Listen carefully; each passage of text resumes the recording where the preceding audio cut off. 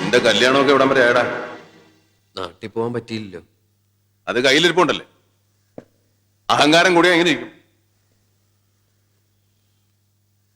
പിന്നെ ഒരു കുടുംബം പുലർത്താനുള്ള കെൽപ്പൊന്നും നിനക്കായിട്ടില്ല. 4-5 വർഷം പണിയെടുത്ത് 4 കാശുണ്ടാക്കുന്നു, എന്നിട്ട് മതി കല്യാണം കടവണം.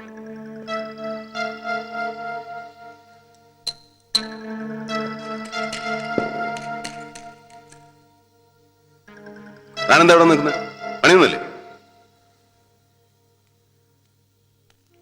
ഞാൻ പറഞ്ഞത് നിനക്ക് മനസ്സിലായി? അത്രയും കാലം കാത്തിരിക്കാൻ പറ്റില്ല സാർ. അതെന്താ? നാട്ടിലെ കാര്യം സാറിന് അറിയില്ല. താമസിച്ച അവരാ പെൺകുട്ടിയെ വേറെ ആർക്കെങ്കിലും കെട്ടിച്ചു കൊടുക്കും. അല്ല, ഞാൻ അറിയാൻ വയ്യാന്ന് ചോദിക്കാം. നിന്റെ നാട്ടിൽ ഈ ഒരൊറ്റ പെണ്ണേ ഉള്ളൂ. അതല്ല. ഏതല്ല? അവളുടെ വിധി വേറെ കെട്ടിപ്പോനാണെ പോട്ടെ. മോഹിച്ച പെണ്ണെ കെട്ടാൻ പറ്റാത്തവരും വേറെ കല്യാണം കഴിച്ചിട്ടില്ലേ? സുഖമായിട്ട് ജീവിച്ചിട്ടില്ലേ? പക്ഷെ എന്റെ മീനാക്ഷി. നിന്റെ മീനാക്ഷി? അതവളുടെ പേര്. അവളില്ലാത്തൊരു ജീവിതം എനിക്ക് ആലോചിക്കാൻ കൂടി പറ്റില്ല സാർ. അതിലും ഭേദം മരിക്കുന്നതാ. ഞാൻ അത്രയ്ക്ക് അങ്ങോട്ട് മോഹിച്ചു പോയി സാർ.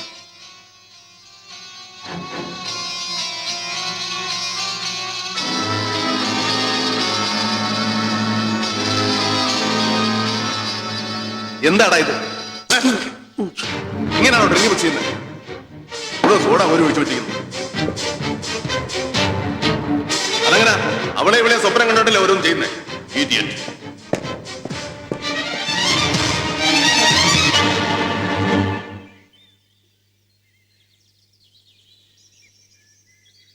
എന്താണ് ഒരു പണി വൃത്തിയായിട്ട് ചെയ്യാൻ അറിയില്ല നിനക്ക്? സാർ, ഞാൻ നിന്റെ തെമ്മാടിത്തരം കുറെ കൂടുന്നുണ്ട്. പലരും കംപ്ലൈന്റ് ചെയ്തിട്ട് ഞാൻ എല്ലാം സഹിച്ചു. ഇനി പറ്റില്ല. ഓർഡർലി ആയിട്ട് നിന്നെ എനിക്കിനി വേണ്ട. അത് ഞാൻ വേറെ ആളെ ഏർപ്പാട് ചെയ്തു. നിനക്ക് നിന്റെ പഴയ താവളത്തിലേക്ക് തന്നെ കിടക്കാം. സാർ, ഇങ്ങനെയൊക്കെ പറയാൻ ഞാൻ എന്ത് തെറ്റാ ചെയ്തേ? എന്നെ ചോദ്യം ചെയ്യുന്നുടാ. മേലെല്ലാം എന്റെ മുമ്പിൽ കണ്ടുപോകും.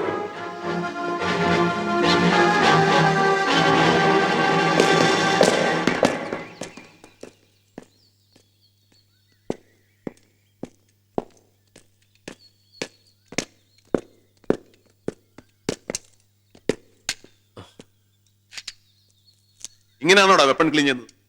Idiot, lazy creature. അത് സാർ ഞാൻ no, I don't want any explanation. ഇന്നും കുടിച്ചും വെറുതെ ഇരുന്ന് മടി പിടിച്ചു പോയി. ദേഹം അല്ലെങ്കിൽ ജോലി ചെയ്യണം. Take it and take him to the ground. തോക്ക് ഉയർത്തി പിടിച്ച് ഗ്രൗണ്ടിൽ ചുറ്റി ഓടിക്കണം. Don't stop till I say.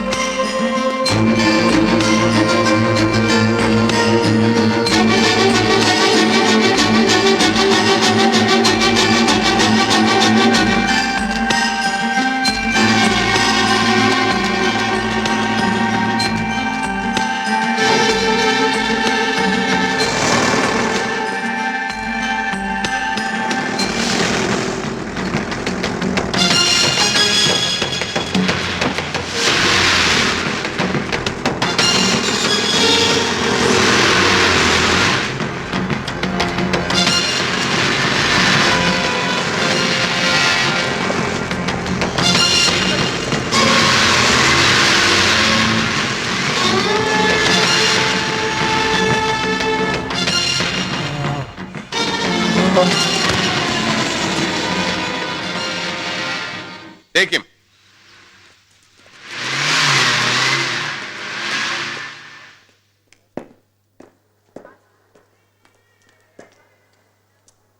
Dehydration കുറച്ച് വെള്ളം കൊടുത്താൽ മാറാവുന്നേ ഉള്ളൂ. വെറുതെ എന്തിനാ ഹോസ്പിറ്റലിൽ ഒരു ബെഡ് വേസ്റ്റ് ചെയ്യുന്നത്? വേണമെങ്കിൽ ഞാൻ ഡിസ്ചാർജ് ചെയ്യും. വേണമെങ്കിൽ എന്നല്ല, വേണം. കമ്പനിയിൽ ഒരുപാട് പേര് ലീവ് എടുത്തിരിക്കുന്നുണ്ട്. ജോലിക്കാടില്ല. ഡിസ്ചാർജ് ചെയ്യും.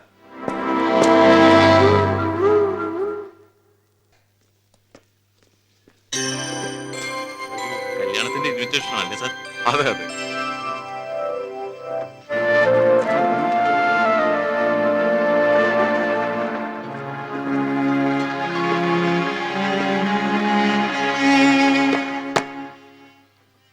Sir, RR കാശ്മീരിലേക്ക് അയക്കുന്നവരുടെ ലിസ്റ്റാണിത്.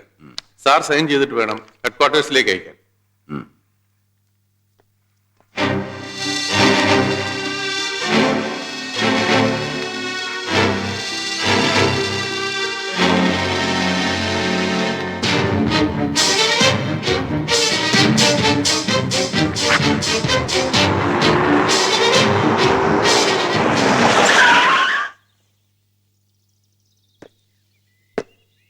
സാർ, കാശ്മീരിലേക്ക് എന്നെ ആറാറിന് അയക്കാന്ന് കേട്ടു. അതിന് ഒരു ദിവസം ഒന്ന് വീട് വരെ പോയി എല്ലാവരെയും ഒരു പക്ഷേ അവസാനമായിട്ടാണെങ്കിലും. സാധ്യമല്ല. ഇന്നോ നാളെയോ ട്രാൻസ്പോർട്ടിന്റെ പേപ്പേഴ്സ് റെഡിയായാൽ ഉടനെ എല്ലാവരും പുറപ്പെടേണ്ടതാണ്. ഒരു പട്ടാളക്കാരന് നാടിനോടുള്ള കടമയാണ് വീടിനോടുള്ള കടമയേക്കാൾ വലുത്. ഞാനൊന്ന് ചോദിച്ചോട്ടെ? ഒരു കീഴ് ജീവനക്കാരനല്ല, എന്റെ അനുജനോട് നീ സാറ് പറഞ്ഞിട്ട് ആ നിലയിൽ ഞാൻ ചോദിക്കാം, ഞാൻ എന്ത് തെറ്റാ സാറിനോട് ചെയ്തത്?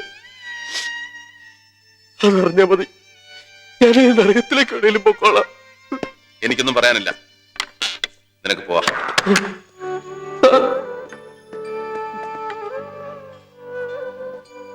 ഞാൻ പോവാ. ഒന്ന് ഞാൻ പറഞ്ഞോട്ടെ, ഞാൻ സാറിനെ ഒരുപാട് സ്നേഹിച്ചു പോയി. എനിക്ക് എപ്പോഴും സാറിന് ഇഷ്ടാ, എന്റെ മീനാക്ഷിയേക്കാൾ കൂടുതൽ ഇഷ്ടാ.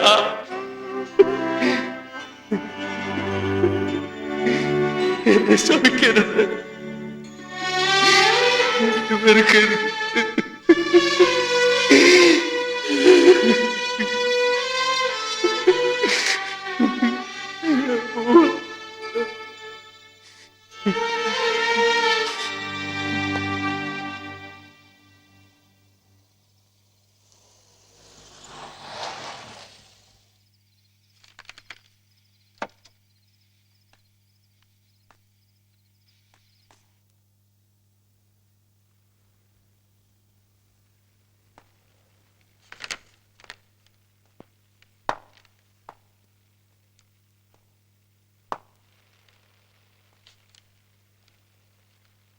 Excuse me.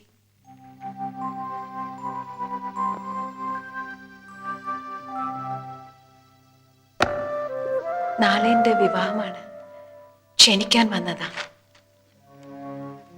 ക്ഷണിക്കാൻ നീ തന്നെ വന്നത് എന്നെ തോൽപ്പിച്ചു എന്നുള്ള അഹങ്കാരത്തോടു കൂടിയാണെങ്കിൽ please listen to me, at least this time.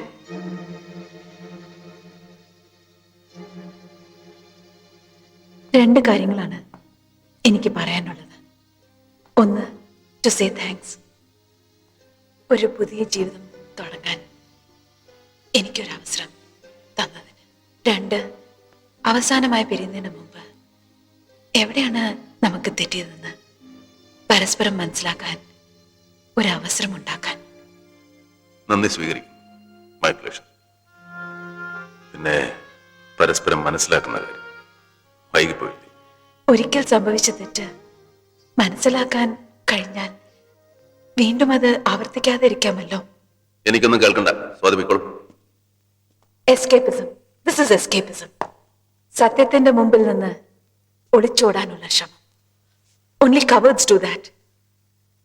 And I don't want to believe that you're one of them. Because once I loved you. നമ്മൾ പിരിഞ്ഞെങ്കിലും ഹൃദയത്തിന്റെ ഒരു കോണിൽ ഇപ്പോഴും ആ ബന്ധത്തിന്റെ ഒരു പൊട്ടു സ്നേഹം, അതിന്റെ ഒരു ചെറിയ വേദന ഒളിഞ്ഞു കിടപ്പുണ്ട്. നിർത്തണ്ട, പറയാൻ ഒരുങ്ങി വന്നതെല്ലാം പറഞ്ഞോളൂ. എവിടെയാണ് ആ സ്നേഹം തുടങ്ങിയത്? വീരചക്രം ലഭിച്ച് സുമുഖനായ ഒരു ആർമി ഓഫീസറോട് എനിക്ക് തോന്നിയ ഹീറോ വേഷം, ഫാസിനേഷൻ. അത് തന്നെയായിരുന്നു രവിക്ക് എന്നോടും. You fell for my looks and never bothered to understand me.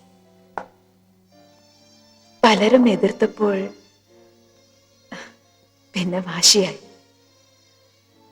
അങ്ങനെ ഒരു വാശിയുടെ പേരിൽ നമ്മൾ ഭാര്യയും ഭർത്താവുമായി. പിന്നെയാണ് കോവിലകത്തെ ആഠ്യത്വവും യാഥാസ്ഥിതികത്വവും പട്ടാളച്ചിട്ടയും കൂടി വളർത്തിയ രവിവർമ്മ തമ്പുരാനും മിസസ് സ്വാതി തമ്പുരാനും തമ്മിലുള്ള യുദ്ധം തുടങ്ങിയത്. എനിക്കറിയാത്തതൊന്നും നീ ഇതുവരെ പറഞ്ഞില്ല. അറിയാത്തത് പറയാം, ഇപ്പോഴെങ്കിലും വിശ്വസിക്കണം. ഞാനായിട്ടൊന്നും ചെയ്തതല്ല. It was a natural abortion. Let's not talk about it. We must talk. അതെന്റെ ആവശ്യമാണ്.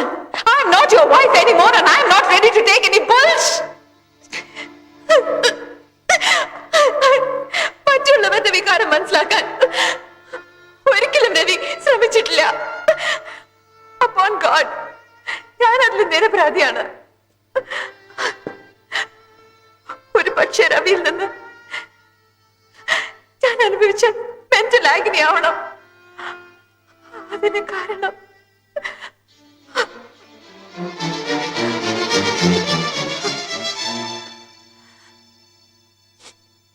ഇന്നോർക്കുമ്പോൾ അതൊരു അനുഗ്രഹമായി തോന്നുന്നുണ്ട്. മറ്റൊരു ജീവനെ കൂടി വേദനിപ്പിക്കേണ്ടി വന്നില്ലല്ലോ. തീർന്നോ? ഒന്ന് രണ്ട് കാര്യങ്ങൾ കൂടി പറയാനുണ്ട്. കുറ്റപ്പെടുത്തുകയല്ല ഞാൻ. രവി വളർന്ന ചുറ്റുപാടുകൾ അങ്ങനെയായിരുന്നു. ചൊൽപ്പടിക്ക് നിൽക്കുന്നവരെ രവി കണ്ടിട്ടുള്ളൂ.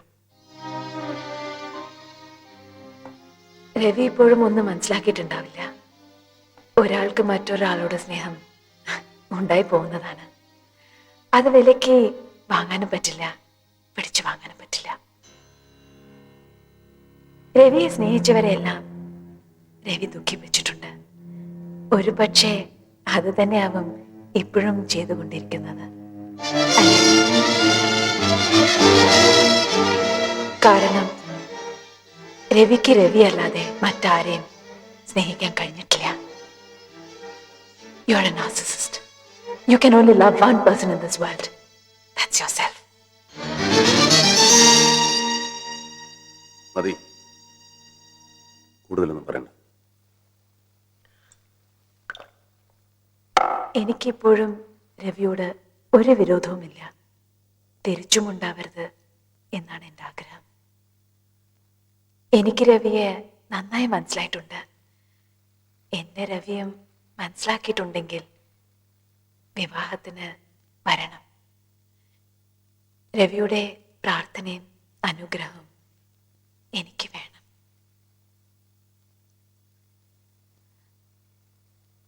Good night.